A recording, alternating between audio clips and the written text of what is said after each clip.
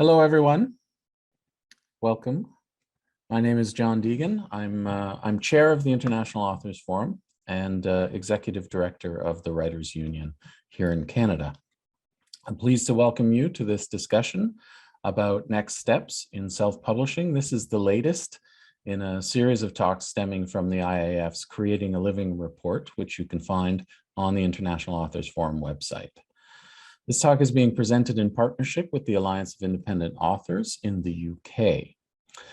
Let me just quickly remind you, a little housekeeping, this talk is being recorded and streamed live on Facebook. If you intend to tweet about this event, and please do, please use the hashtags self-publishing and creating a living. I want to start by acknowledging that my home in Canada is in Takaranto, which is a Mohawk word, translating to where the trees meet the water, or the gathering place. Takaranto is bound by dish with one spoon, a treaty between the Anishinaabe and the Haudenosaunee to share the territory, promote peace, and protect the land. I acknowledge them and any other nations who care for the land, recorded and unrecorded, and I pay my respects to Canada's first storytellers and artists. I'm extremely grateful to have a home here. So if you follow this crazy business of writing and publishing even moderately closely, you will know that we are currently experiencing some dramatic evolutionary changes, both positive and negative.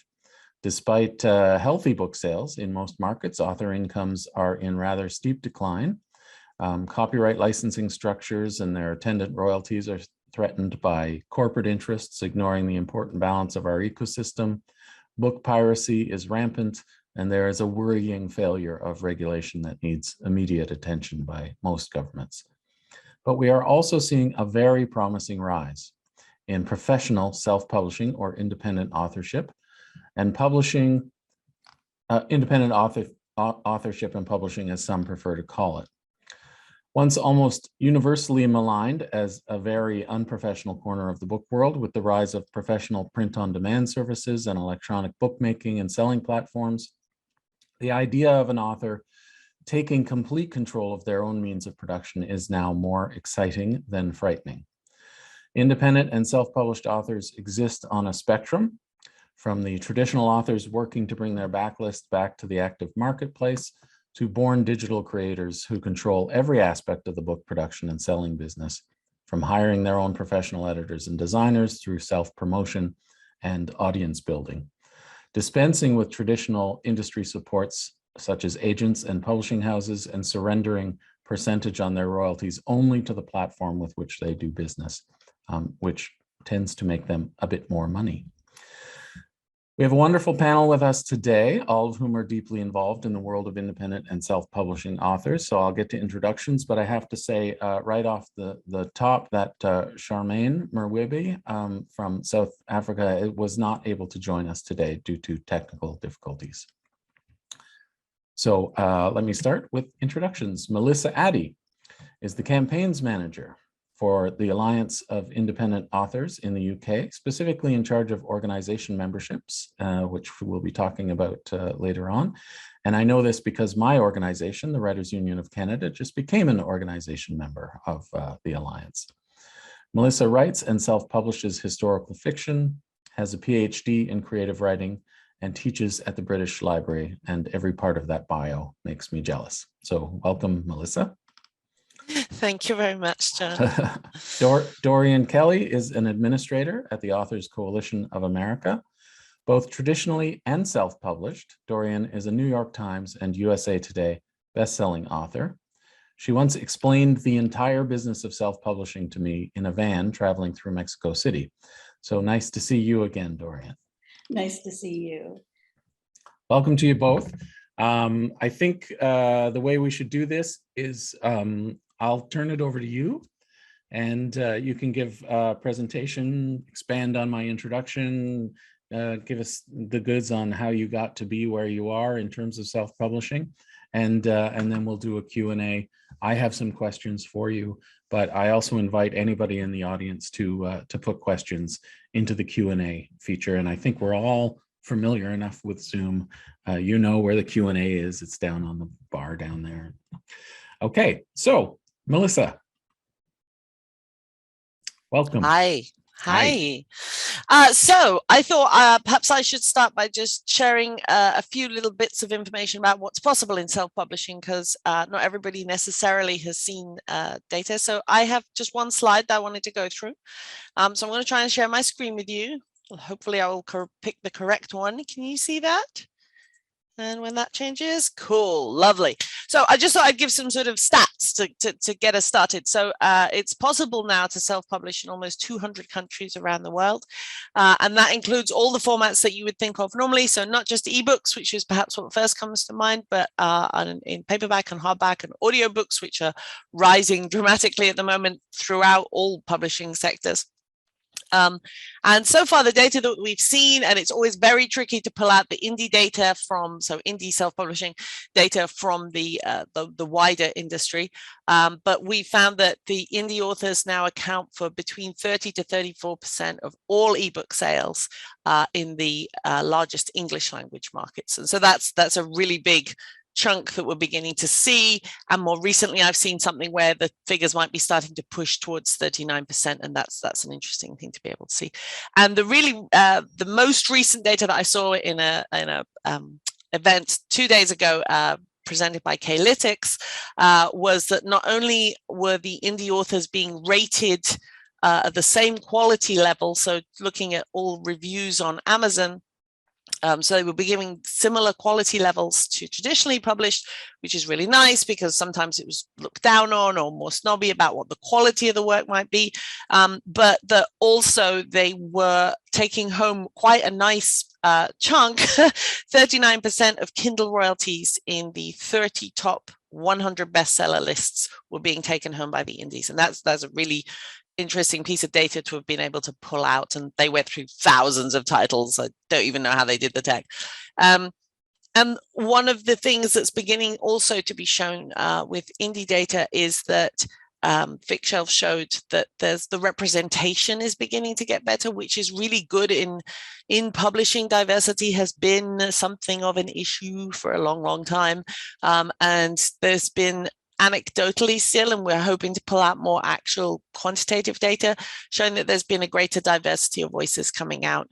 And certainly with women, FicsHelf found that whilst with traditionally published authors, there was 39% of women were writing them, 67% of self-published titles had women writers. And so this is starting to show us how important self-publishing is and how much it's been growing and how much of the market it's taking. And we're hoping to gather more and more indie data as we go along, even though it is difficult to find. And then one of the other things is that indie authors get a chance to make higher royalties. So they're taking home usually up to 70% commissions, if you like, royalties from sales, rather than what's traditional in traditional publishing is 5 to 15%. And so that means that for those authors who are willing to take on the business side, not just the creative role, there is a bigger opportunity to get their work out there and to make an actual living, which is really important when we look at, as John was just saying, how author incomes are often reported as being very, very low. So I just thought that a little bit of stats and whatever to get us started might be useful. Thank you very much. That's fascinating. I want to circle back once we're in the Q&A and talk a little bit more about audiobooks, because that's a very interesting development, I think. Cool. Yeah. I'll take down my slide now so that we can see pictures. There we go. Great. Are we all good? Okay. And Dorian, tell us a little bit about yourself and the organization that you work with. All right. I am the administrator of the Authors Coalition of America. We're a coalition, surprisingly, of 23 creators groups within the United States, representing authors, photographers, illustrators, all creatives. We deal primarily with reprographic royalties that accrue overseas and are repatriated to the United States. Within the United States, most of the money that we receive is non-title specific, meaning it can't be attributed to a particular person. So it is used by our groups to support all creatives within the United States through academic grants, scholarships, copyright awareness education, virtually anything you can think of that is going to support a creator, our groups do with that money. I came to ACA after a good 15 years as a writer myself, fully self-supporting. I come from a romance background, women's fiction, romance. I am a strong advocate of any sort of genre fiction. I am the last person in the world who's going to sit and say, oh, well, that's just not good, because it supported me and it supported my children. I started out traditionally published, and for anybody out there who's wondering, you know, it was the place to be back when I started out 21 years ago. Self-publishing was not even a remote concept other than the random guy who was able to print his own books and sell them at workshops, but there's no real way to make a living. I watched over the years as authors who either felt dissatisfied with dealing with traditional publishing or were not writing within the particular niche that that traditional publishing was working for, go out and start to develop. It really wasn't until Amazon and Kindle became predominant in the marketplace that self-publishing became something that was a fairly viable way to support yourself exclusively through self-publishing. It has changed over the years, as everything has. You know, other platforms came along, some platforms disappeared. It's while you have all the benefits of controlling what it is you do, what it is you write, and how it is you want to market things, you also have to be the kind of person who enjoys that. You have to want to have your finger in a lot of pies. So it takes a certain mindset and a sheer huge amount of determination to succeed as an independent author, as opposed to somebody who might just want to publish a book or two. And so there's space for everyone within the self-publishing market to do that. And there's certainly space to still work traditionally and self-publish. But a lot of it comes down to personal choice. What is it that you are looking for in your career? What best suits you? What does your marketplace have? I'm sitting in the United States, which is the most mature market when it comes to self-publishing, thanks in large part to romance authors having struck out in the first place, and everybody else, you know, looking around and saying, wow, it really seems to be working. So I'm more than happy to answer any questions anybody might have about why it works and why it might not work. The one thing that I do want to stress is because something's called indie or independent author, that's not the same as going it alone. You still need a full network, whether it is a network of friends, critique partners who are doing the same thing, or a more formalized contact through organizations, because the biggest risk when you step in to what is the full business of being both a publisher and an author is knowing who you're using for your services, knowing what's legit, understanding what you have to do to protect your copyright. You own your work, and it's up to you to protect your copyright because you're the only person there to protect it. And so that's why being with groups or being with other people who are doing the same thing is incredibly important if you decide to step into this business. And I think really that about kind of covers who I am, what I've done, and why I do it. You sort of touched on this, and I'm just wondering, genre fiction is pretty much the backbone of the indie sector, is it not? It is. You mentioned romance writers sort of struck out and led the way. Romance writers, science fiction, fantasy, right, mystery, right. Cozy mysteries are huge right now. So yeah, that's it. It was best suited, I think. And I think because a lot of the readers in those genres were also early adapters of the devices needed to make the whole business work. You know, it's now, you know, pretty much everybody has one way or another. People read on their phones constantly, but back at the very beginning, it really wasn't so much that way. And it took a while for enough readers to catch on to that this was a convenient way to read. Right. So that's sort of my question, is that as the technology evolved and we all adopted it and adapted to it, do you see this side of the business evolving to encompass all forms of writing? Do you think the audience is ready for that? I think that there are a number of forms that are going to adapt more easily. I don't think that a textbook writer, for example, is Right. ever going to have an easy go as an independent author. That's their market is never going to support that. It's too controlled the way it is. I do, obviously it's branched out into all forms of literary fiction. I think there's a lot more nonfiction coming on, although the market is still predominantly fiction. Last stat I read was from, I think, like 2019. It was about 87% fiction writing under independent publishing. But yeah, I do see, as time goes by and as our devices become smarter and as other platforms develop, certainly it will expand. Yeah, that's exciting. And I have seen some interesting things. It was actually the IAF AGM mentioned that in a lot of African countries, textbooks for schools are actually a very big part of the self-publishing world, which that wasn't what I was expecting to hear. So that was quite an interesting thing. And I know that poetry has done really well. There's been some niche areas, I think, that traditional publishing said that doesn't really sell like poetry.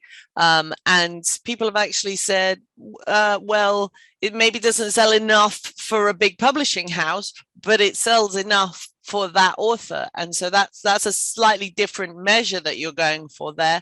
And so that's been quite an interesting thing to observe, I think. And also there've been some amazing people developing things, like Joseph Alexander was doing guitar books, how to play the guitar. Oh yeah. And he's now turned that into a kind of publishing empire of how to play all kinds of different instruments, because once he went beyond his own ability, which was the guitar element, but by then he'd figured out how to do the self-publishing really well. So then he brought in other musicians to develop more. So I do think there's other areas now beginning to develop a lot. Well, in my work, we have just been talking about the last 2 years and the impact of everything that the world has gone through on certainly on the traditional side of the business, which has been kind of up and down and intriguing in that way. So, question to either one of you: what impact have you seen on the self-publishing side of what we've all just been through with the pandemic and opening and closing and the various lockdowns and everything? Well, I'll do a little bit. Sure. We just because we've been looking for new data recently entirely around that. So a couple of things we've seen.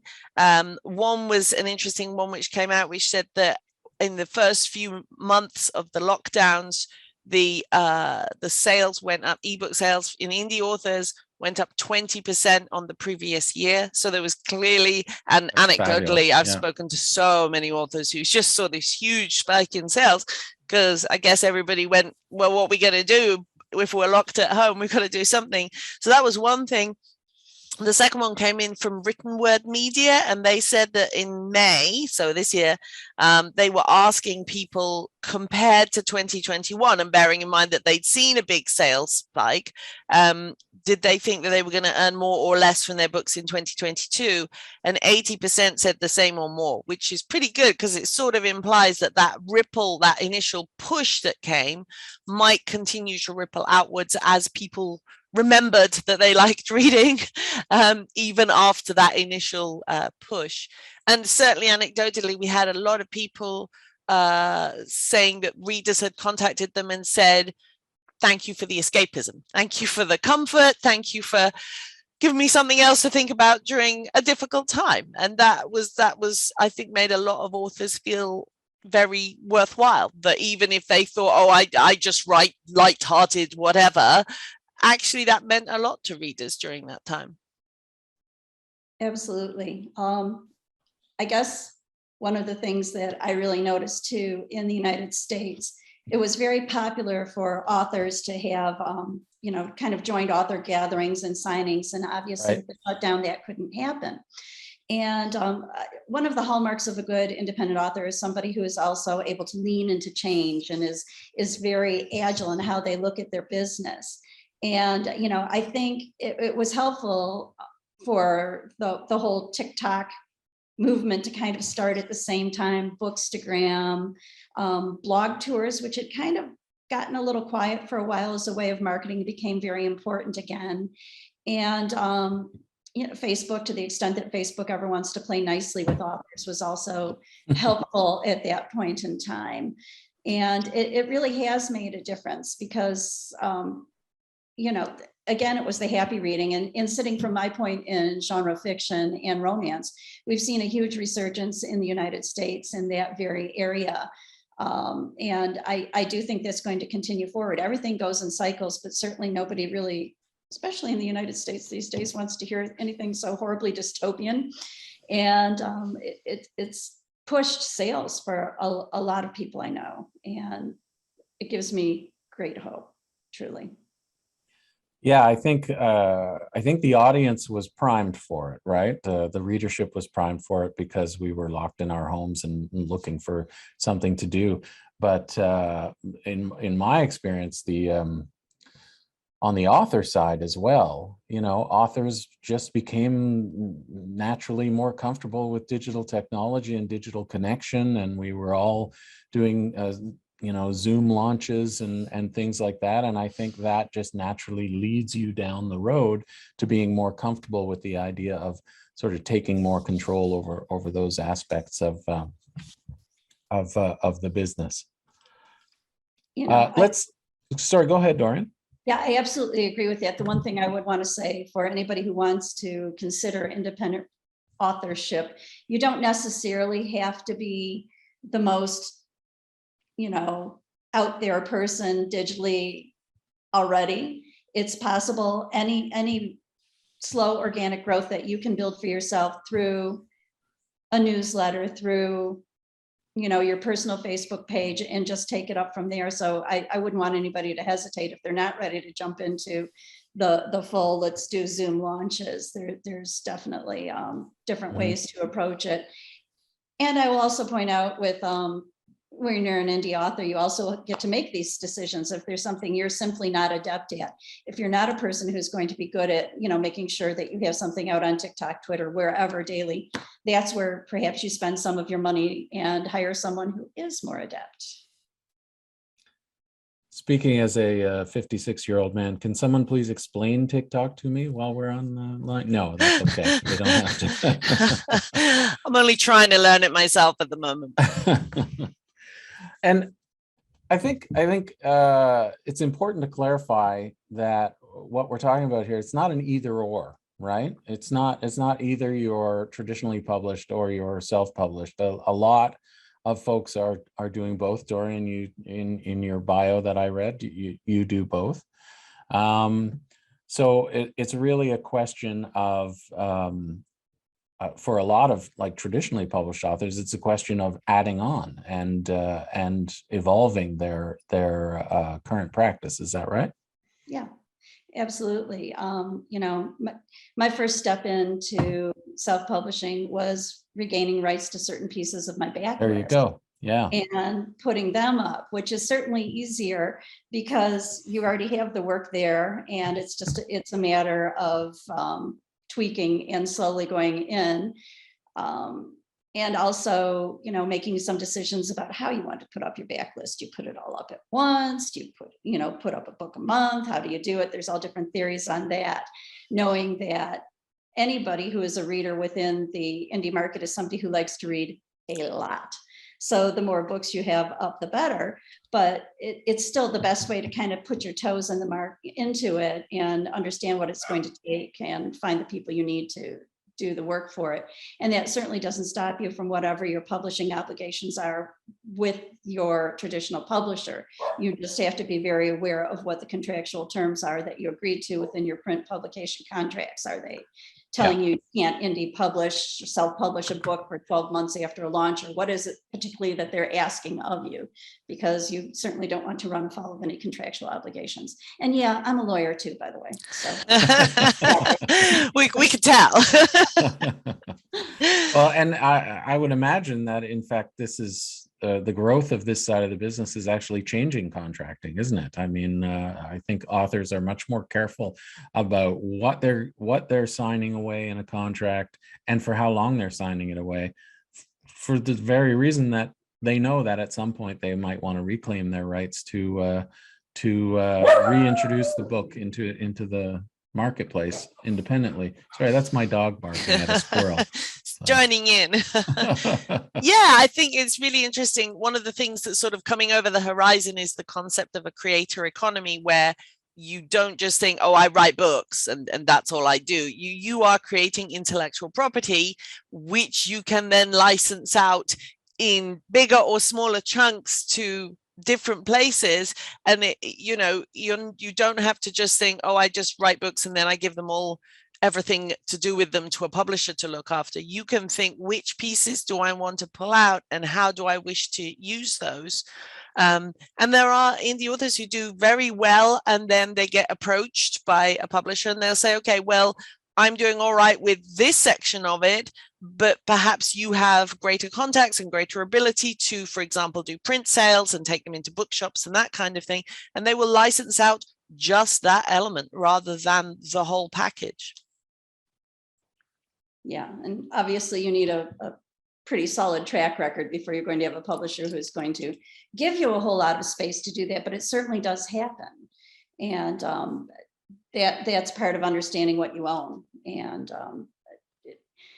why you have to be so careful. I mean, back in the day, reversion of rights are still, not the best clauses out there, but I do think that independent publishing has made publishers realize that they just can't be draconian about it. We're going to keep everything forever and, give you some, miserably low print goal that we have to meet before we're going to hand you the rights back. I have books, I swear, if they publish them in Slovenia and 4 copies are sold, I still don't see them.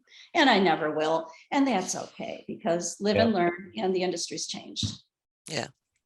But also it's about indies, even if you're a smaller indie, it's about thinking, I don't just have the one manuscript turns into lots of different things. If you leave the audiobook sat there unmade, that's a whole income stream and a whole range of products that you haven't yet developed. So it's about thinking all the different things it could turn into. Absolutely. Well, let's talk about that, Melissa. So authors are actually creating their own audiobooks now as well? Yes, so that's really exciting. So there's people who narrate their own, which I think works well for things like children's books. So people like Roald Dahl used to read their own, and probably nonfiction. I think with fiction, you want more of somebody who really has that dramatic ability with their voice. So better with actors and professional narrators. But yeah, in the past year, I've done my audiobooks and it's been fascinating because I've brought in actors, and to hear your own work being turned into a new format, a new way of storytelling is really cool. It's really interesting thing to see, and audiobooks are growing enormously, and it's something that is being is growing a lot in the industry as a whole. So with all published works, and the indies are certainly taking very seriously and getting involved with. Yeah, so I mean, on the print side and the ebook side, certainly with self-publishing, we always talk about how important it is to hire a professional editor, get a professional designer engaged and everything.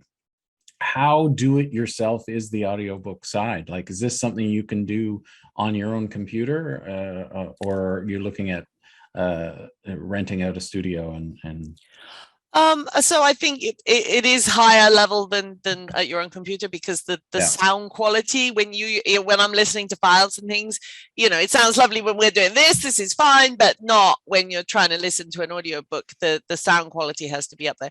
I mean, there are authors who've taken it very seriously. We'll set up like a little home recording booth and get the quality right. But if you're working with professional narrators, they usually have their own setup, whether that be a full studio or their own home recording booth, and the quality is right up there. It's really impressive. And you're working with people who know what they're doing. I've worked with both quite new narrators who are very good actors but are new to the recording process, and they've sort of had to learn the tech a little bit. But I've worked with people who've been doing this for years, and I listened to 9 hours of audio and there wasn't a single flaw. There wasn't a single, error of sound or speech or anything. And, the people you're working with who are like that, I think exactly what Dorian was saying earlier, it's not about being an indie author is very rarely you do everything yourself. You bring in a cover designer, you bring in an editor, you bring in a professional narrator. You have the control over it and you have the choice over it, which is fantastic, but you bring in these experts just as you would in traditional publishing to have that quality. Do you have much experience, Dorian, with the audiobook side? Unfortunately, no, I haven't used those rights of mine that I probably should. That's one of the things of taking on a full-time job and getting a couple kids through college. Yeah, I know all about it.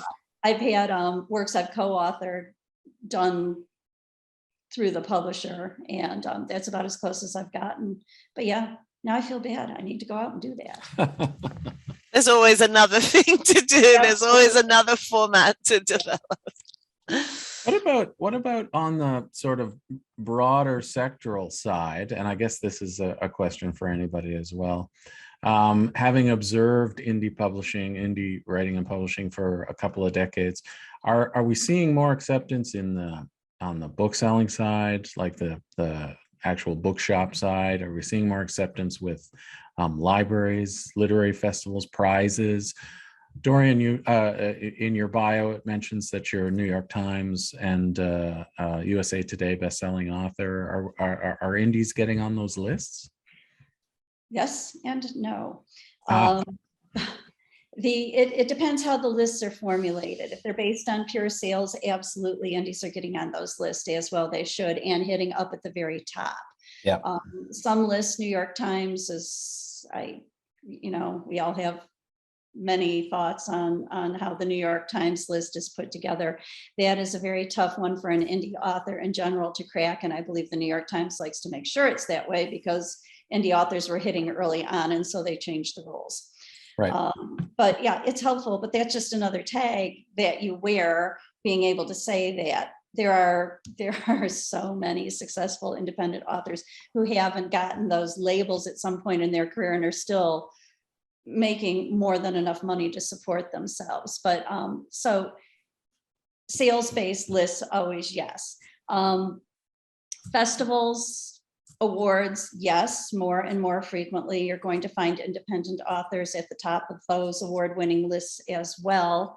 Bookstores are kind of interesting, they have their own channel by which they get a book into a bookstore.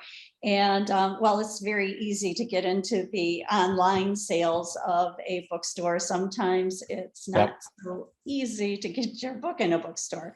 In fact, it can be very difficult. Like on a physical shelf.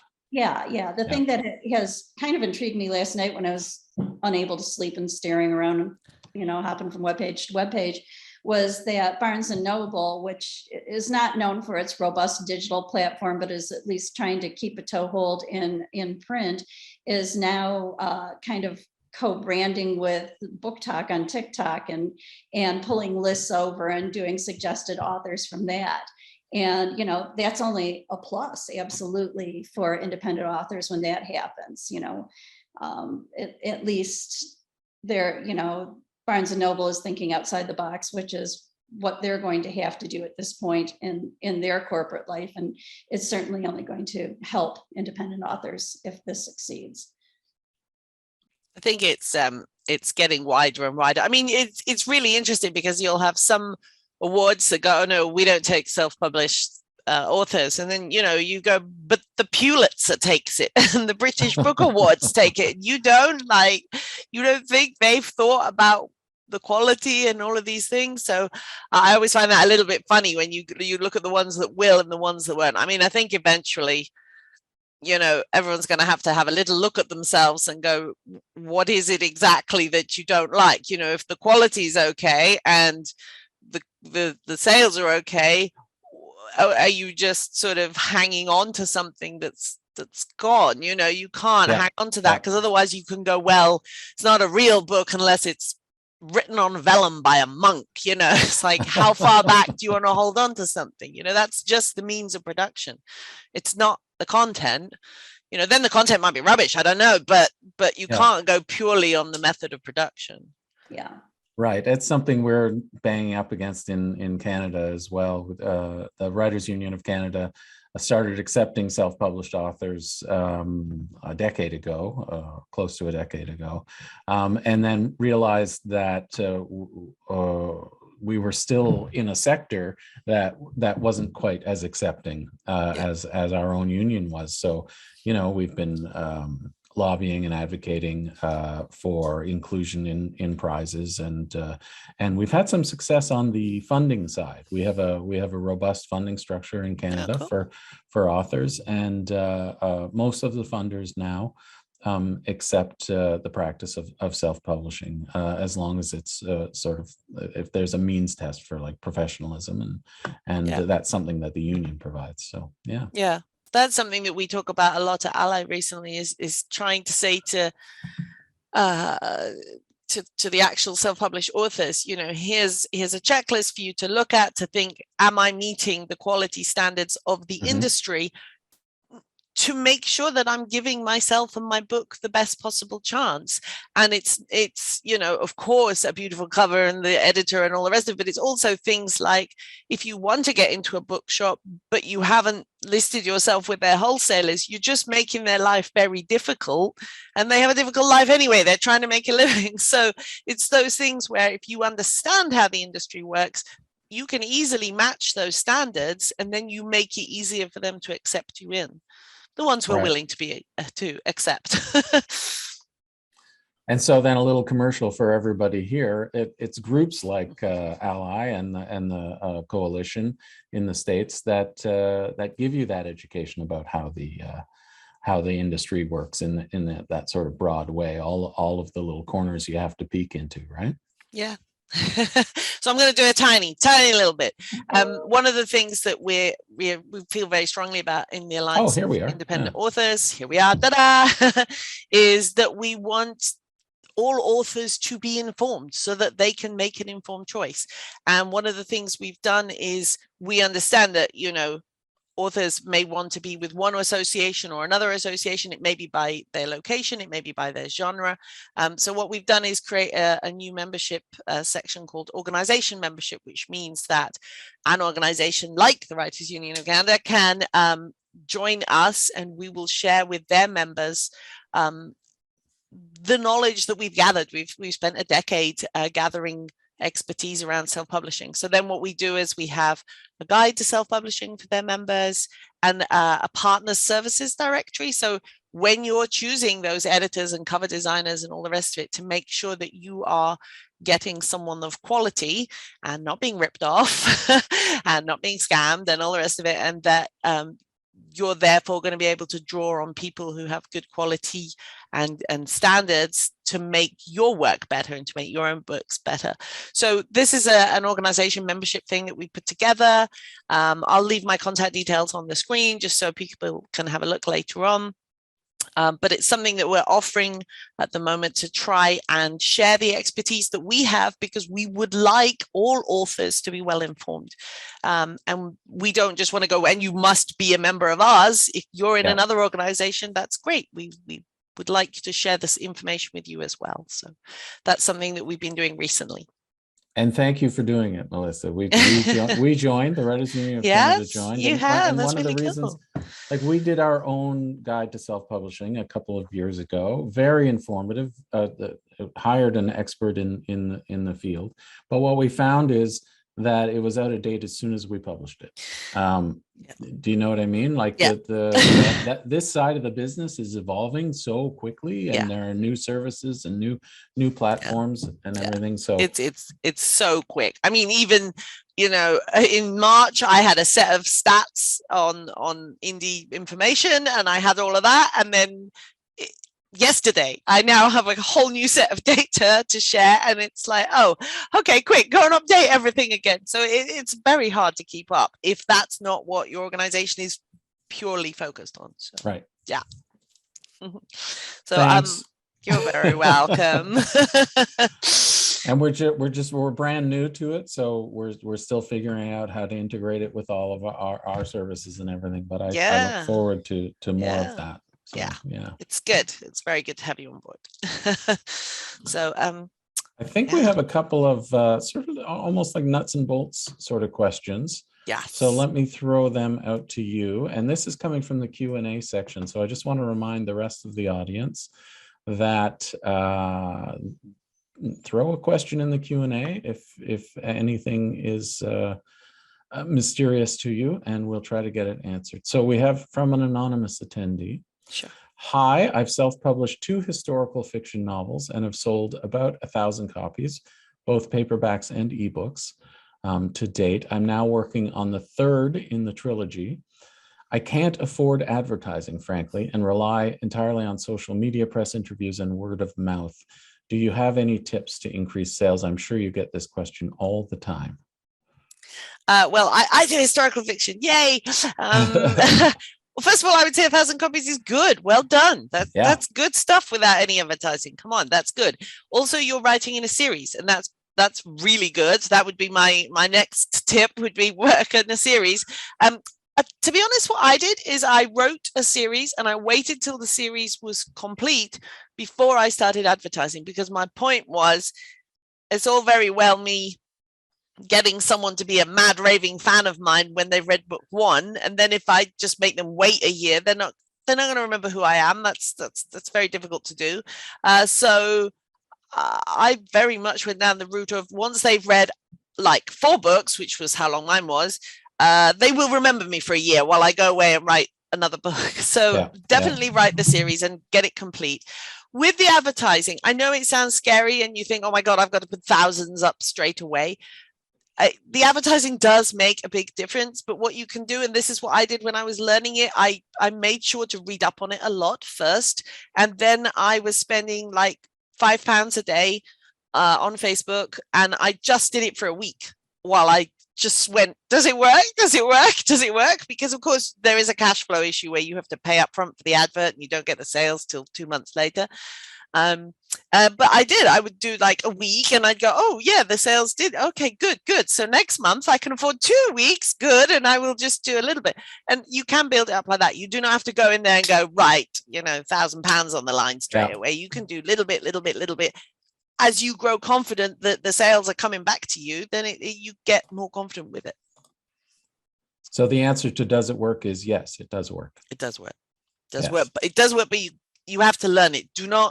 This is the wonderful, wonderful thing about I think especially the indie community, but authors generally are very kind about sharing things, are very good about saying, look, do it like this, which doesn't always mean it's going to work perfectly for you, but they will share information and they will share tips like nothing else. So there's a lot of information out there. And the nice thing is you do not have to reinvent the wheel. You can learn how wheels work and then go and make your own wheels. So, yeah. Dorian, do you have any advice for our questioner? Yeah, there are beginner-free classes you can take on advertising that I would strongly recommend doing before you try. We can't keep up with the metrics on that stuff on our own, and it is really nice to have those resources out there. And yeah, pick and choose. You don't have to do everything all at once. You decide what's going to best suit your budget.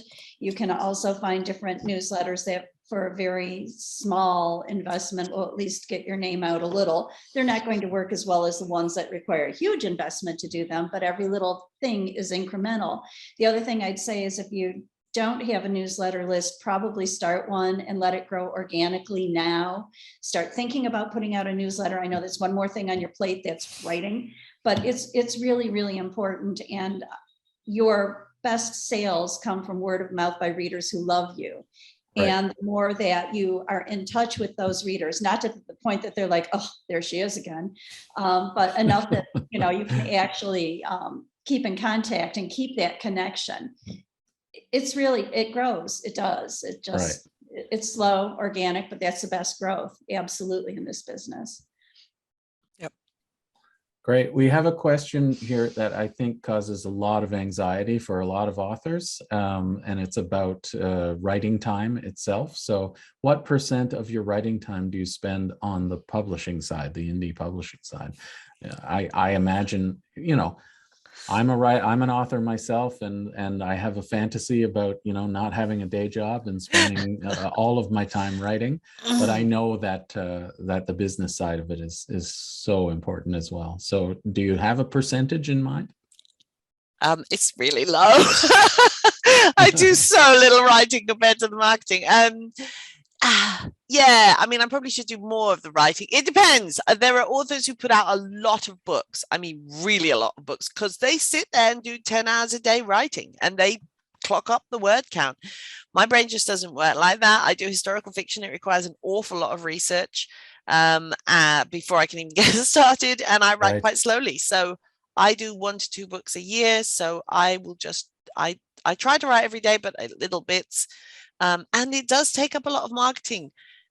I think the thing that puts people off sometimes is they go, oh, I don't want to do all the business side. I find the marketing element quite creative in and of itself. I like briefing a cover designer. I like having a look at the sales and how they're getting on. I like seeing the data come back in for the whole industry, because it's giving me ideas about what's coming next and that kind of thing. So yeah, small, 20%. Small amount of writing, 20% a lot of writing. marketing, but you could tilt that. There are Right, people who spend tons of time writing because that's their shape. And I think the nice thing about the indie publishing is you can make the shape how you want. You can do tons of writing, therefore the books are the marketing because they're coming out so fast, or you can do less and you're going to have to do some marketing as well. Yeah. Agreed. I am like the ADD queen. So it's really hard for me to put percentages on anything, because it's like, oh, I'll do this for 5 minutes, then I'll run over and I'll do this. But the one thing I have had on my bedroom door, my husband thinks it's a little weird, is a sign that says 2,500 words a day, no matter what. And because I am also a huge self-editor, as I go through the process, that 2,500 words takes a super long time some days. And there are days I violate it, and then I feel like hell the next morning when I look at the sign there reminding me that I need to do it again. But yeah, everybody strikes a balance, you know, particularly in romance. We have some very prolific authors, and obviously they have a better relationship with their brain and their muse than I will ever have. I cannot write like that. It's just not part of me. I spend too much time neurotically obsessing over every word to get myself to that place. So you learn to balance it out. And, you know, I also learned to take the tasks like newsletter management, things like that I just never wanted to deal with, hire it out. Cover art, you know, I'll spend forever with my cover art is looking at photographs and looking at stock art and deciding what's really going to work here, because it's fun. My balance tends more toward time writing than marketing, because as much as it kills me, I love words. Yeah, so great. So 2 different answers there, and I think that is the answer, right? You find, what did you say, Melissa? You find your shape. It's very individual, and that's nice, because it means you can make it how you want to make it. And I read a lovely thing the other day which said, if you're running your own business and it does not delight you, what's the point? Go and work for someone else. Like, if you're running it just for you, then it better delight you. And I think that was a really nice thing. I kind of wrote delight over everything after that. I was like, yes, does it delight me? Okay, we have a very interesting question. I want to know the answer to this from Argentina. Christina from Argentina, I would like to know if indie authors tend to hire translators in order to reach out to public from other countries. Is that a growing part of the biz? Yes, for us. Yeah? Yeah, absolutely. You know, there are things that you need to be aware of when you're hiring translators from different countries, including what their copyright interest is, what you're going to have to compensate them. But virtually everyone I know, except me these days, has translated into the more popular languages. German always seems to do really well. Italian does well. You pick your languages and look at it that way. Yeah, it's definitely something that a couple of years ago was like, what? And now is beginning to, you can see it coming out. And Germany, interesting, really good market, apparently. So yeah, I've not gone down that route yet, but definitely it's starting to develop as well. We have a question here that's very technical on the copyright side. So I'm getting out my "it depends" answer because I think that tends to be the answer for copyright questions. But D. Redmond is asking, does buying your own ISBN not guarantee your copyright? And I think the answer is it depends. In Canada, no. In the United States, no, I would imagine. UK, no. Yeah, UK, no. So there you go. Different things. Yeah, exactly. You know, one is it's an industry number or marker that's going to follow your book. You know, in the United States, when you put your word on the page and start writing, you have copyright. You don't have registered copyright. Just buying an ISBN, I couldn't take a book. Okay, so I couldn't take a Harry Potter book and buy an ISBN and try and slap on it and say I have copyright. It doesn't work that way. It's a totally separate critter. Yeah, different things.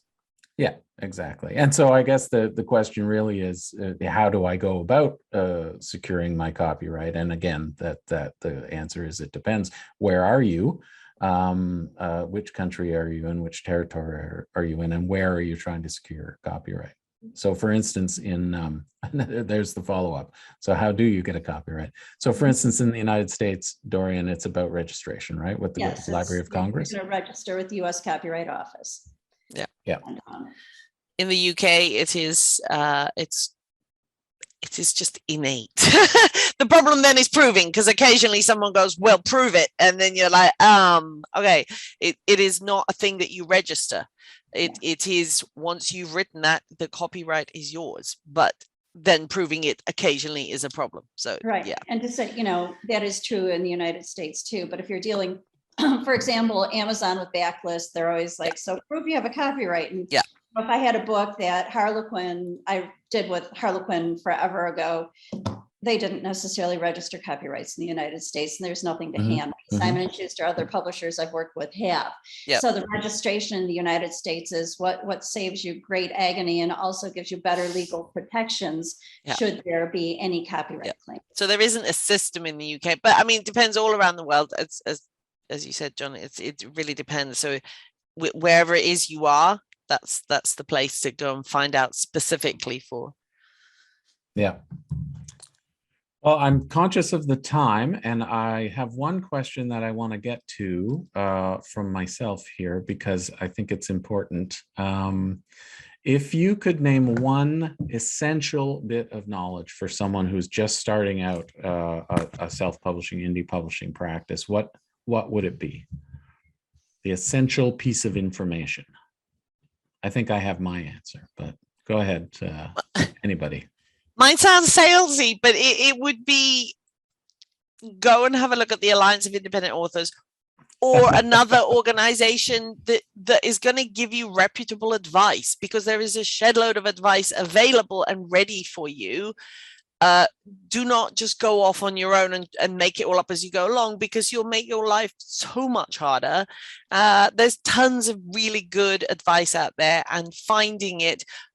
When I first started, it was Joanna Penn's website, The Creative Pen, and via that I found the Alliance and all the rest of it. But finding a good source of information, because the information is out there, and then you will be helped so much along the way. I 100% agree with that. You know, organizations in the United States, we have many of them. Authors Guild, which provides support on illegal and legal questions if you have them, and just has a huge wealth of information behind it. Our groups like romance writers, mystery writers, we have a ton of them, all very important, because you can't do this on your own. As much as we like to call ourselves independent, you always need to have a network. I think the other piece of advice I'd give is understand your intentions. when you start. Understand what it is you're looking for in the marketplace before you try stepping out there, because that is going to shape your path. You know, if you're looking to be prolific and make this just a huge income stream, you're going to take different steps than if this is just a dream project you want published and then you're done. Yep. And my answer would be do the work on the publishing side to make your product as professional as possible. We have sort of a peer review process at the Writers Union of Canada for our self-published applicants. And I think we're over 50% acceptance now. And we've seen that rise over the last decade, which is great. And what it means is what we're looking for essentially is, does this book, could this book compete with traditionally published books in the marketplace? So it's not about the writing, it's not about the subject matter, it's not about whether you're a literary fiction or a genre fiction writer. It's really about the marketable product itself. And that seems to me to be some kind of a missing piece that a lot of people getting into the indie side, it's sort of a blind spot. Oh. Agreed? I went to a conference so long ago now, and this it was all about how to get published, and the lady made a mistake of saying she called the book a product, and this woman in the audience literally went, "How dare you call it a product?" And I was like, but it can be art and a product. It's okay. Exactly. It's okay for it to be both. It's art while you're writing it, and it's a product once it leaves your hands, and that's all right. It was yeah. Well, how long ago was this? Because that was like 10 years ago, and yeah, the lady really took offense with the idea of it being a product. And we probably wouldn't get that reaction today, right? No. The business. Okay, I think we're at the end of our time. We have one. I just want to read this lovely comment, really, in the Q&A. Listening from Jamaica, I'm a self-published author, and 2 of my books have been taken up by established publishers, which encourages me to continue self-publishing my work. So not a question, just a thank you for all the interesting and important information you're all sharing here. As a solo operator, it's nice to hear from the experts. Oh. One love. So there you go. That's a lovely ending. Truly. Yeah, I think it's certainly the writing side of the business is really coming together on this topic. Much more acceptance out there than there used to be. Absolutely. So thank you everyone who has joined us. Just a reminder that we've recorded this and it will be available on the International Authors Forum website sooner rather than later. Thank you, Melissa and Dorian. It's great to see both of you again. And Melissa, I'm sure we're going to have a meeting soon about our organization membership. Yes. And Dorian, I'll see you in Mexico sometime. That's lovely. Thank you so much, John. Thank you, John. Okay, this was great. Thanks. Thank you. Bye-bye. Bye.